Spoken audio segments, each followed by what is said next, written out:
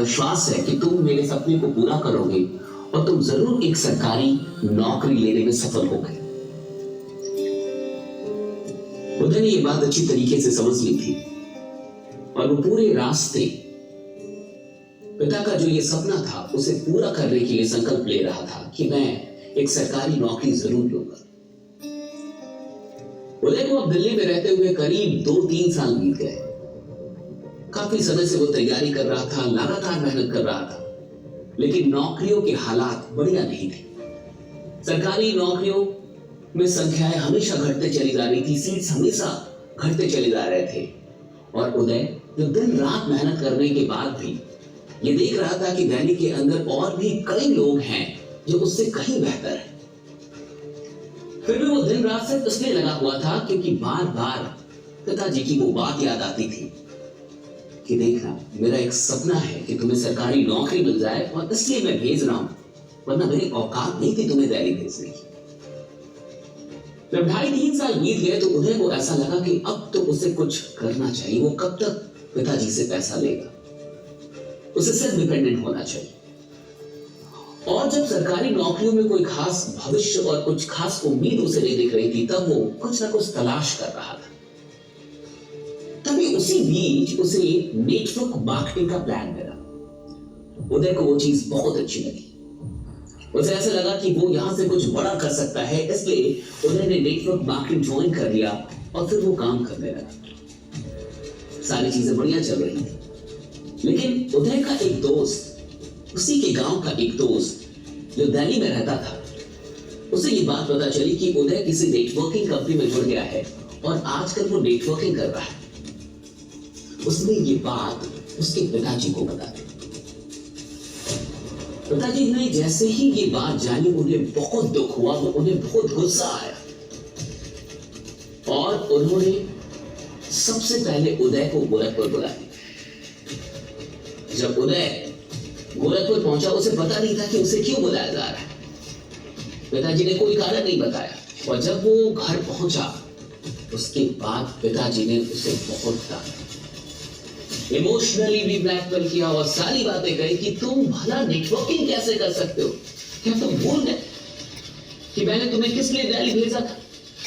एक सपना था कि तुम सरकारी नौकरी लोगे और तुम मुझसे धोखा कर रहे हो। तुम जाके वहां पे यही जोड़ने वोड़ने वाला धंधा कर रहे हो। क्या मैंने तुम्हें इसके लिए दिल्ली भेजा था? उदय को 2-4 हाथ भी पड़े, बहुत सारी डांट पड़ी और पिताजी ने उसे फाइनली ये कह दिया कि अगर तुम्हें दिल्ली जाना है तो मेरी एक शर्त है कि तुम इन सारे कामों को छोड़ दोगे और अगर दिल्ली जाओगे तो सिर्फ और सिर्फ अपनी तैयारी के लिए जाओगे। अगर तुम ये नेटवर्किंग करोगे तो मैं तुम्हें अब दिल्ली नहीं भेजूंगा और तुम्हें मैं ये यहां भी नहीं करने दूंगा। देखिए, पिता को ऐसा लगता था कि अगर ये नेटवर्किंग करेगा तो इसकी जिंदगी बर्बाद हो जाएगी, ये फिर कहीं का नहीं रहेगा और इसका करियर बिल्कुल बर्बाद हो जाएगा और कुल मिला के इसकी जिंदगी में कभी कोई सफलता नहीं मिलेगी इसे। उदय ने अपने अपलाइंस को ये सारी बातें बताई।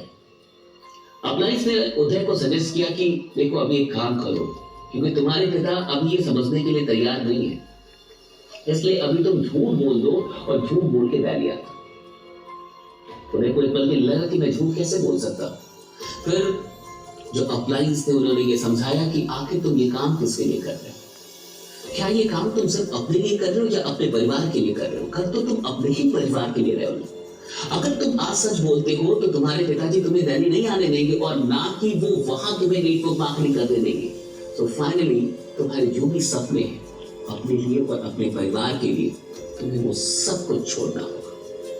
इसलिए अच्छा होगा कि आज तुम एक झूठ बोल लो, क्योंकि ये झूठ तुम अपने ही परिवार के लिए बोल रहे हो। उदय को बात समझ में आई और उदय ने फाइनली ये झूठ बोल लिया कि ठीक है बाबा, मैं वहां जाऊंगा, लेकिन इस बार मैं नेटवर्किंग नहीं करूंगा, मैं सिर्फ और सिर्फ अपनी पढ़ाई करूंगा। उदय दिल्ली आ गया, लेकिन जैसा कि आप जानते हैं उदय ने अपनी पढ़ाई तो जारी रखी, लेकिन नेटवर्क मार्केटिंग भी करना नहीं छोड़ा। वो दिन के 2-3 घंटे निकाल के नेटवर्क बनाने पे ध्यान देता था और बाकी के समय में वो सेट प्रैक्टिस किया करता था। अब अब लगभग उदय को रहते हुए 5-5.5 साल हो गए, लेकिन रिजल्ट के नाम पे कुछ भी नजर नहीं आ रहा। नौकरी नहीं लग रही थी, नौकरी नहीं हो रही थी। और इधर वक्त आ गया 2020 के मार्च का। उदय की एक बहन थी जिसकी शादी होनी थी, और शादी फिक्स हो गई थी फरवरी में ही, और शादी होनी थी नवंबर दिसंबर में। सारी डेट फिक्स थे, सब कुछ फिक्स हो चुका था। लेकिन मार्च में लॉकडाउन हो गया, और इसी लॉकडाउन में उदय की पिता की नौकरी चली गई। वो एक छोटे से कर्मचारी थे, वो भी एक प्राइवेट कंपनी में। उस कंपनी ने उन्हें नौकरी से तब निकाल दिया, और लॉकडाउन में उस कंपनी ने हाथ जोड़ लिया कि अब हम आपको पैसे नहीं दे सकते, सैलरी नहीं दे सकते, अब आप देख लीजिए। उदय के पिता ने कई बार मालिक के सामने ये याचना की कि उनकी बेटी की शादी होने वाली है, सब कुछ फिक्स हो चुका है, उनको पैसों की काफी आवश्यकता है, आप प्लीज मुझे नौकरी से मत निकालिए। ये सारी चीजें की, लेकिन वो कंपनी कुछ भी सुनने के लिए तैयार नहीं थी, और फाइनली उदय के पिता को नौकरी गंवानी पड़ी। इधर जो लड़के वाले थे वो बार बार ये कह रहे थे कि पैसा हमें कब तक मिलेगा।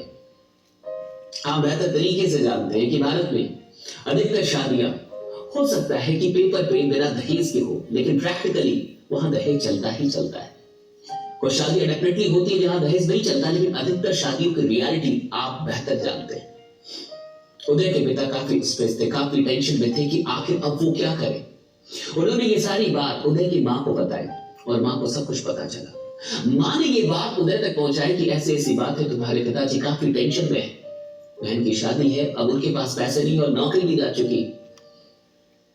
उदय ने घर में किसी को नहीं बताया था कि वो नेटवर्क मार्केटिंग कर रहा है, लेकिन अब उसे नेटवर्क मार्केटिंग करते हुए 2-2.5 साल हो चुके थे। उदय पैसे कमाता था, और पिताजी को बिना बताए वो मां को हर महीने 10-15 हजार रुपए भेज देता था, वो भी ये कह के कि वो ट्यूशन पढ़ाता है, और पिताजी को वो ये बात ना बताए। इस तरीके से वो मां को 10-15 हजार रुपए जरूर भेजता था, लेकिन बाकी के पैसे वो सेव कर रहा था, क्योंकि उसे डर था कि अगर पिताजी जान गए तो वो उसे फिर से दिल्ली में रहने नहीं देंगे और उसे घर वापस बुला लेंगे। उसने मां से कहा कि मां तुम टेंशन मत लो, मेरे पास कुछ पैसे हैं और बहन की शादी होगी, पिताजी से मेरी बात करो। पिताजी से उसकी बात हुई और उसने कहा कि पापा आप टेंशन मत लीजिए, मेरे पास कुछ पैसे हैं, मैं आपको पैसे भेजता हूं, कल आप बैंक में जाके उन पैसों को निकाल लीजिए। पिताजी को लगा कि कितने पैसे होंगे, 20,000, 30,000, 50,000, लेकिन इससे क्या होने वाला है। लेकिन फिर भी वो नेक्स्ट डे बैंक पहुंचे और उदय ने जो पैसे भेजे थे वो कुल मिला के 5 लाख। उदय के पिताजी को विश्वास ही नहीं हुआ, उन्हें लगा कि आखिर इतने पैसे वो कैसे भेज सकता, वो आखिर कर क्या रहा है। उन्हें डर नहीं हुआ कि कहीं वो गलत काम तो नहीं कर रहा।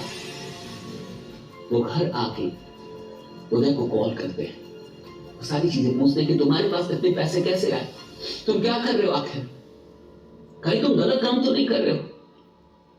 फिर उदय ने फाइनली उन्हें सब कुछ सच बताया कि पापा 2-2.5 साल पहले आपने मुझे बुलाया था और आपने मुझे डांटा भी था, और आज मैं आपसे झूठ नहीं कह सकता, आज मैं आपसे सच बता रहा हूं कि मैंने नेटवर्क मार्केटिंग नहीं छोड़ी थी। आपने कहा तो था कि तुम छोड़ दो, लेकिन मुझसे छोड़ा नहीं गया। सरकारी नौकरियों की स्थिति में देख रहा था, खुद की भी स्थिति में जानता हूं, इसलिए मैंने ये काम तो जारी रखा, लेकिन मैंने आपको बताया नहीं। आज जो भी पैसे मैंने आपको भेजे हैं मैंने वहीं से सेव किए थे, और अभी मेरी मंथली कमाई भी 50,000 से ऊपर है, लेकिन मैंने कभी आपको बताया नहीं। आपके संस्कार थे, मैंने पैसे गलत जगह पे कभी यूज नहीं किए, मेरे पैसे सब कुछ सेविंग थे। उदय के पापा को कुछ समझ नहीं आया, वो कुछ देर के लिए बिल्कुल चुप थे कि मैंने तो इसी नेटवर्क मार्केटिंग के लिए से इतना डांटा था, और आज इसी ने मेरे इज्जत को बचाया है। उन्होंने कहा कि लेकिन उदय इसमें तो करियर खराब हो जाता है, बुरी आदतें लग जाती है, ये सारी चीजें होती है, और तुम्हारी पढ़ाई भी डिस्टर्ब हो गई होगी। तब उदय ने कहा कि नहीं पापा, आप जो सोच रहे हैं ऐसा नेटवर्क मार्केटिंग में नहीं होता, आपको गलत बताया गया है, मुझे कोई बुरी आदत नहीं लगी है, और अभी भी मैं हर रोज 2 से 3 सेट्स भी बना रहा हूं, मैं अपनी पढ़ाई भी कर रहा हूं। आप जो नेटवर्क मार्केटिंग जानते थे, समझते थे, जो कुछ भी जिसके लिए आपने मुझे डांटा था, जब मैंने देखा कि वो नेटवर्क मार्केटिंग तो मैं करता ही नहीं हूं, तो फिर मैं क्यों छोड़ूं? इसलिए मुझे आपसे झूठ बोलना पड़ा और आपको बिना बताए मैंने इसे कंटिन्यू किया। मुझे माफ कर दीजिए। उदय पे भगवान काफी भावुक हो चुके थे। उन्होंने कहा कि बेटा, माफ तो तुम मुझे कर दो कि मुझे तुम्हें समझने में और इस सिस्टम को समझने में, इस नेटवर्क मार्केटिंग को समझने में बड़ी भूल हुई। और मैं तुमसे सिर्फ एक बात पूछना चाहता हूं, बाकी तुम घर आओ तो हम लोग बात करेंगे। ज्वाइनिंग कैसे होती? खुद तुमने अभी तक मेरी ज्वाइनिंग क्यों नहीं कर रही? फिर इसके बाद से क्या हुआ होगा आप बेहतर जानते हैं। उदय के पिता जो ये सोचते थे कि नेटवर्क मार्केटिंग पूरी जिंदगी खराब कर देगी, इसी नेटवर्क मार्केटिंग ने उनकी जिंदगी में बहुत कुछ उन्हें दिया। कई बार माँ बाप को ऐसा लग जाता है कि उनके बच्चे गलत राह पे हैं, लेकिन ये सिस्टम इतना अच्छा है कि जो बच्चे गलत राह पे भी चल रहे होते हैं, उसे भी ये सिस्टम उन लोगों को भी अच्छी राह पे ला देता है। दोस्तों, आपको ये कहानी कैसी लगी मुझे कमेंट करके जरूर बताइएगा। और मैं उन लोगों से ये कहना चाहूंगा जो नेटवर्क मार्केटिंग में नहीं है, जो गार्जियंस है, एक बात हमेशा याद रखिएगा, ये सिस्टम ऐसा चरित्र देती है जैसा चरित्र आप अपने बच्चों का कभी सपने में देखना चाहते हैं कि आपके बच्चे ऐसे हो। अगर आपके बच्चे कुछ बढ़िया कर रहे हैं तो उन्हें रोकिए मत। अगर आप उनका साथ नहीं भी दे सकते तो उन्हें अपना आशीर्वाद जरूर दीजिए, क्योंकि नेटवर्क मार्केटिंग आपके बच्चों को बढ़िया बनाती है, अच्छा संस्कार लेती है, उन्हें कुछ सिखाती है और उन्हें जिंदगी में आगे बढ़ना, किस तरीके से आगे बढ़ा जाता है, ये सारी चीजें यहाँ पे सिखाई जाती है। बाकी मैं आपसे इतना ही कहूंगा कि आप हार मत मानिएगा, बने रहिएगा, जमे रहिएगा, क्योंकि आपका जीतना सुनिश्चित है। और इस वीडियो को हर इंसान का कितने लोग को